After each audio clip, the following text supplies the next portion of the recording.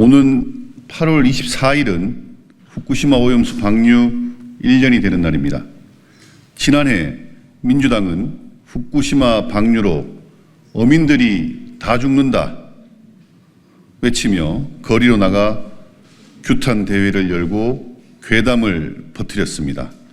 국제원자력기구와 저명한 과학자들의 의견에 대한 신뢰성을 의심하고 조금이라도 다른 주장에는 친일 프레임을 씌우며 국민의 불안과 공포 그리고 분노를 자극했습니다. 특히 이재명 대표는 후쿠시마 방류에 반대한다며 단식까지 진행하는 등 민주당은 괴담 선동에 당력을 집중하였습니다.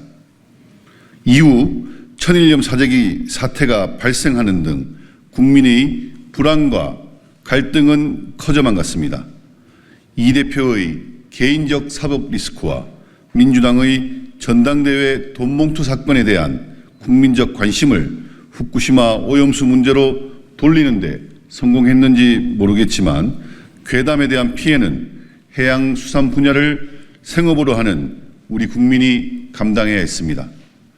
1년이 지난 지금까지 국제원자력기구는 오염수 확증 모니터링을 통해 일본 측 분석기관의 방사성 핵종 분석 능력이 신뢰할 만한 수준인지 여부에 대한 확인 검증을 하고 있으며 현재까지 방류된 오염수는 희석 전과 희석 후의 3종 수소 농도와 핵종 고시 농도비 총합, 자체 확인 핵종 농도 등에 대한 실시 계획에 따른 배출 기준을 만족하고 있음을 확인하였습니다. 또한 우리 정부가 지난 1년간 해역과 공해, 평영수와 심층수, 해수욕장과 수산물을 과학적으로 검사한 결과 문제가 된 사례는 단 한 차례도 없었습니다.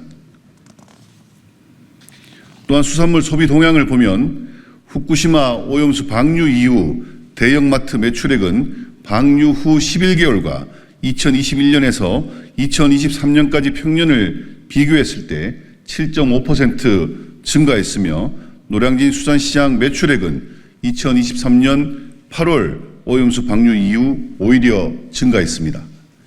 이는 국민이 보다 성숙한 시민의식을 발휘하여 과학적 사실에 기초한 냉정한 판단을 했음을 증명합니다. 이 같은 성숙한 시민의식과 방사능 검사, 수산물 판매 지원 등을 실시한 정부 대응을 바탕으로 어민과 수산업 종사자 피해는 막을 수 있었습니다. 그러나 민주당의 괴담 선동에 1조 5천억이라는 국민 횟세가 낭비되었고 돈으로 환산하기조차 어려운 막대한 사회적 비용과 갈등을 초래했습니다. 이렇게 민주당이 거짓으로 국민을 선동하며 키운 후쿠시마 괴담은 대통령 탄핵을 위한 명분으로까지 이용되고 있는 현실입니다. 민주당은 이제라도 괴담 선동 정치를 중단하고 그동안의 잘못을 반성하며 국민께 사죄할 것을 강력히 촉구합니다. 국민의힘은 오직 국민 안전과 국익을 위해 일하겠습니다. 국민 안전을 최우선으로 생각하며 과학적 근거에 기초한 철저한 검증을 해나가겠습니다.